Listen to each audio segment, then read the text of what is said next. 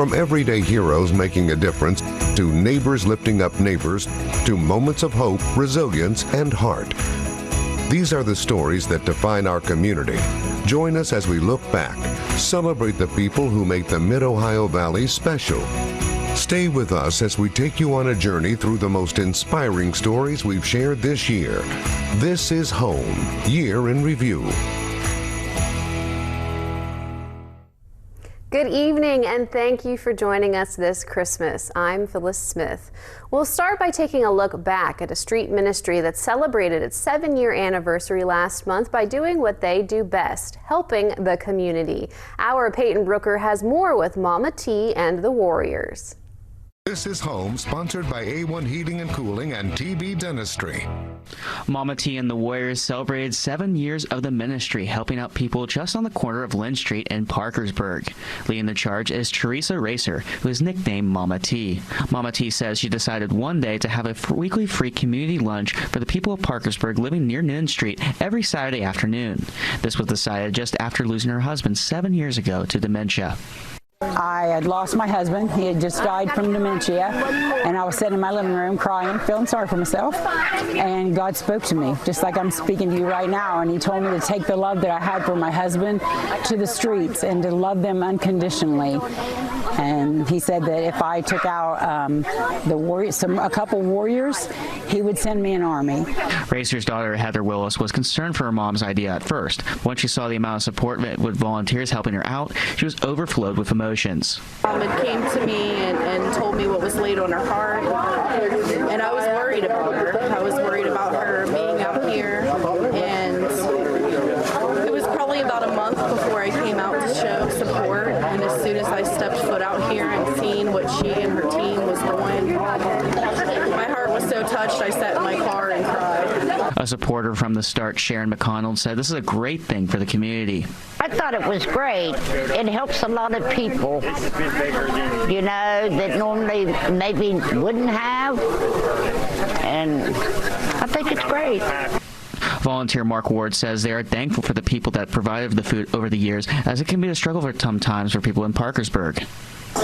And we're real thankful for the people that has helped provide out here, but sometimes that's a struggle. Sometimes we kind of struggle with providing food and clothes and supplies for these people, but we're real grateful for the people that it seems like God is every week is provided for these people. Mama T says she wants to thank everyone from the volunteers to the people helping externally. She adds she knows she'll be doing this charitable work for quite a while longer.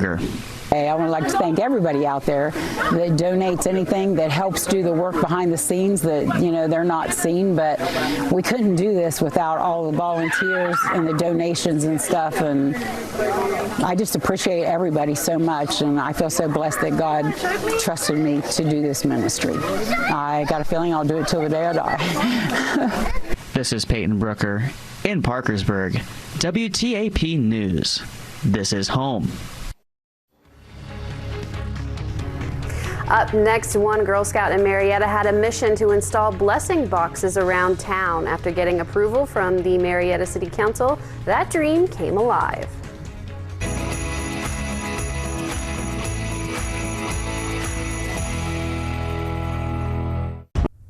This next story is one of courage, faith, and one incredible little fighter. 1-year-old Clara Littman has undergone 3 open heart surgeries, but you'd never know it by looking at her. In October, she was the special guest at the Mid-Ohio Valley Heart Walk. Our Chase Campbell talked to her mother ahead of the Heart Walk about Clara's journey. This is Home, sponsored by A1 Heating and Cooling and TB Dentistry. I would say I was about 30 weeks or a little bit before whenever I found out about this. And it was definitely scary news, you know, not knowing what was going to come about with everything. For Kaylee Littman, what should have been the final months of a joyful first pregnancy became filled with uncertainty. Doctors discovered her unborn daughter, Clara, had an extra hole in her heart. Knowing before she's even born that she's going to be born with heart issues is very scary. So I think, you know, I spent a lot of time just praying and hoping, you know, for the best of things. You know, I had to put a lot of trust in the cardiologist that we were seeing. Clara was born on July 17th, 2024. An echocardiogram completed shortly after her birth revealed she also had a narrow aortic arch. Kaylee held her daughter for just 1 hour before she was taken to the NICU, and at only 6 days old, Clara underwent her first open heart surgery. Kaylee got a call every hour updating her on her daughter's condition. The anticipation on waiting on the next call, it was scary, but I was very thankful that they did do that. That way I could keep up to date with everything. The complications didn't end after that first surgery. Clara needed a second surgery at just 1 month old. The family finally went home after 72 days in the cardiac ICU. But in July, doctors discovered another blockage. Clara needed a third surgery. We had no idea that she even had anything going on again. She was, moving around, doing everything just fine. And then we went for an echo and saw that, she had that blockage. And then it was within a couple of weeks, they said that we need to have surgery, and it was a pretty quick turnaround. I didn't have much time to process that.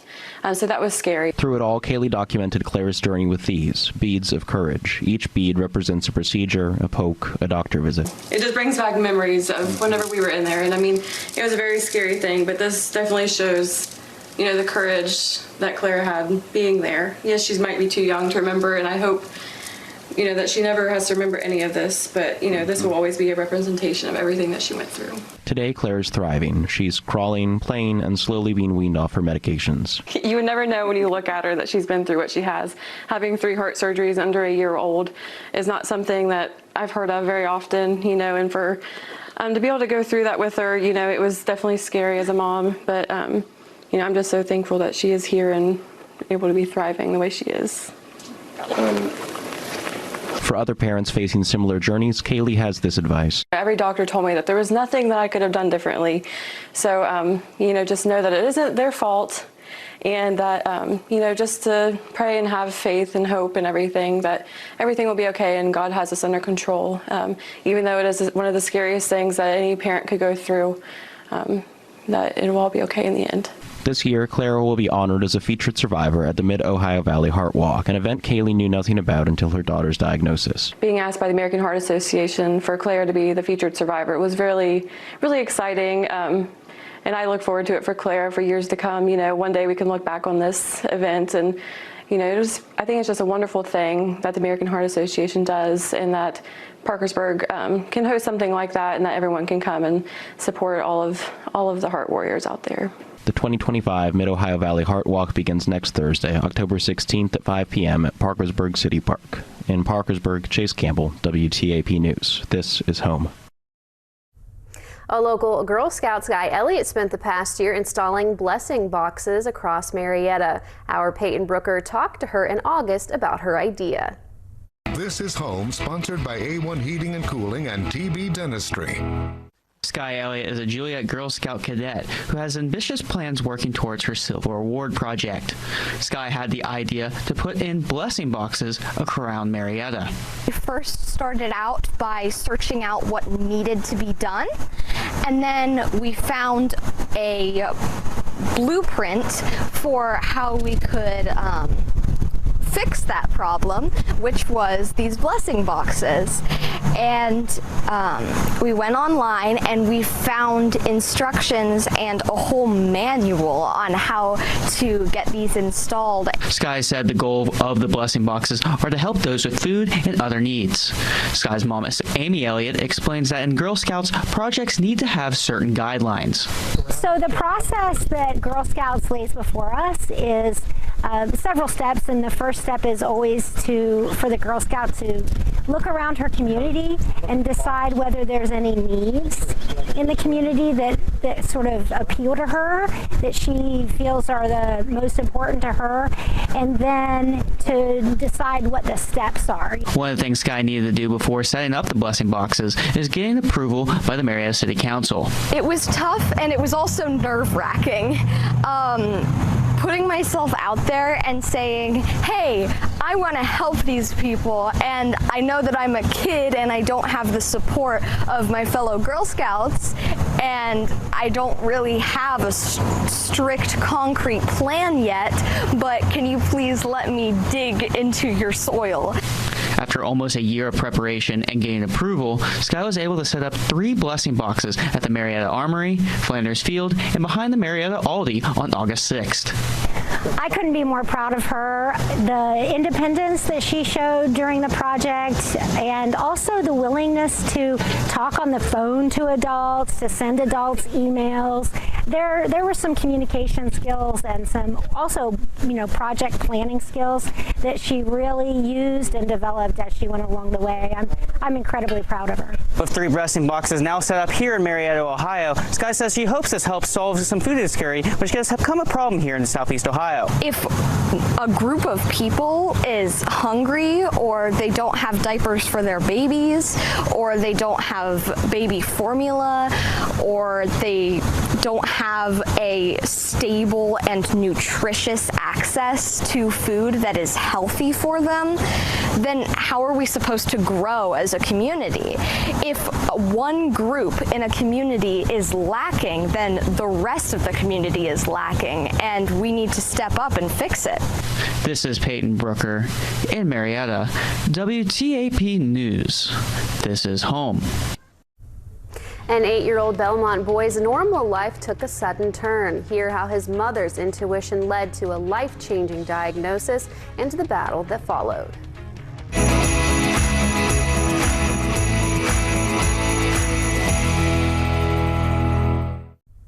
8-year-old Negan Castleberry and his family live in Belmont, West Virginia. Our Peyton Brooker talked to him and his family in August about the journey of him becoming cancer-free.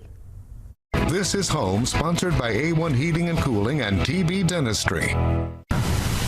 Negan Castleberry is an 8-year-old kid living in Belmont, West Virginia, who had a pretty normal life with his family and loved to play video games. His mom, Jennifer Castleberry, said Negan didn't have many problems with his health growing up. Negan has always been what I would consider a healthy child. He hasn't had a lot of health issues. He was diagnosed with asthma early, but it was like exercise-induced asthma mostly, so it really didn't even cause a lot of troubles. On the night of January 23rd, things started to change for the family. That night, Jennifer says she started to worry, and with her being a nurse, she felt something was off other than Negan being sick. It was when I got home from school, and it was probably like the weekend, and it was at midnight. I just said midnight word. And my mom came home. She noticed my hands were like rashy. And I think I was like a little fevered or something. We went in and the doctor tried to tell me that he believed it was hand, foot, and mouth. And I said, I don't think it is. I'm asking you to do blood work. He didn't want to because he didn't see a need for it. And like I said, I felt kind of silly taking him anyways. But I pressed the issue, and they ended up doing the blood work, and the provider came back in, and as mad as I was at him, I have to give him this.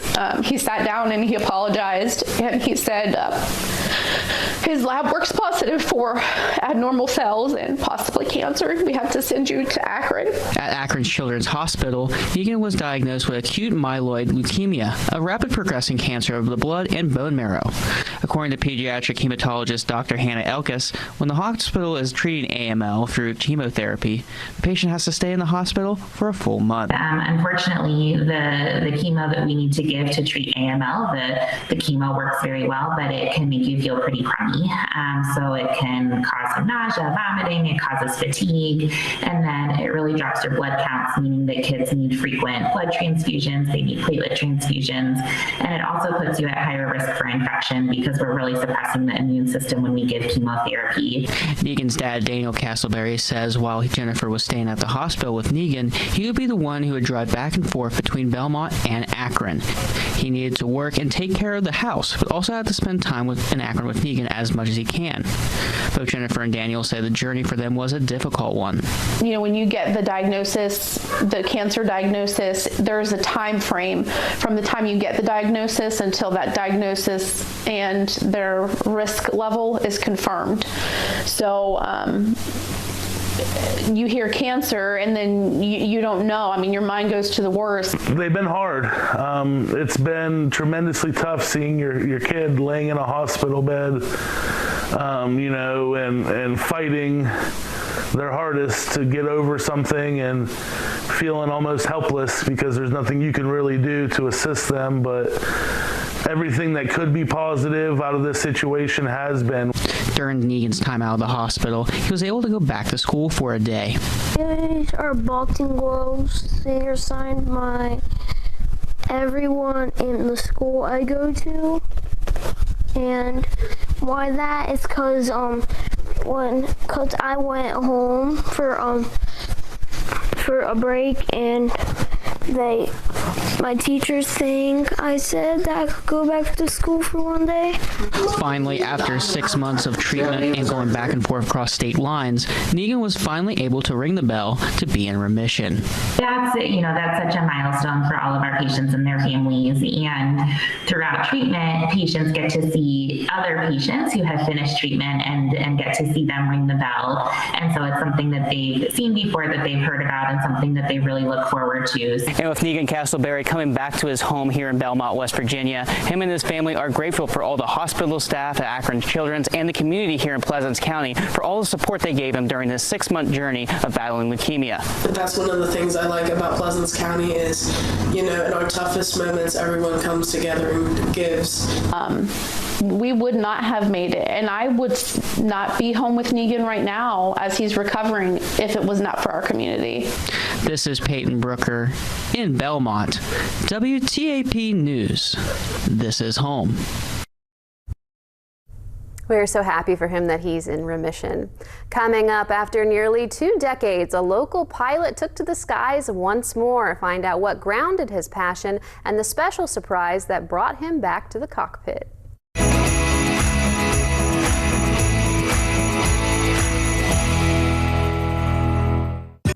Stanley Cole has a love of flying. He was a flight instructor, flew for local businesses, and worked for the FAA. A major health issue grounded him for nearly 20 years. With the help of his friends, the former Williamstown teacher was able to take to the skies once again in May. Our Shyla Florence was there to experience that flight. This is Home, sponsored by A1 Heating and Cooling and TB Dentistry. Stanley Cole's flying career had been grounded for nearly 20 years. Cole started flying planes in high school, but that passion was grounded when he had a stroke.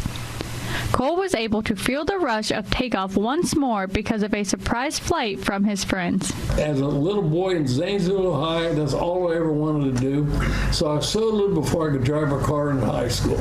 Before his stroke, Stanley had 14,000 flight hours, which is equivalent to if you took off on January 1st and didn't land until July of the next year. I've had a tremendous career flying here with a company here. I flew for the commuter here once. I flew for, if you remember, Stork Bakery. I flew for Stork Bakery. I flew for Fred Powell Honda. I just flew for many little businesses and many people as a pilot and an instructor, including the commuter that used to fly to Pittsburgh.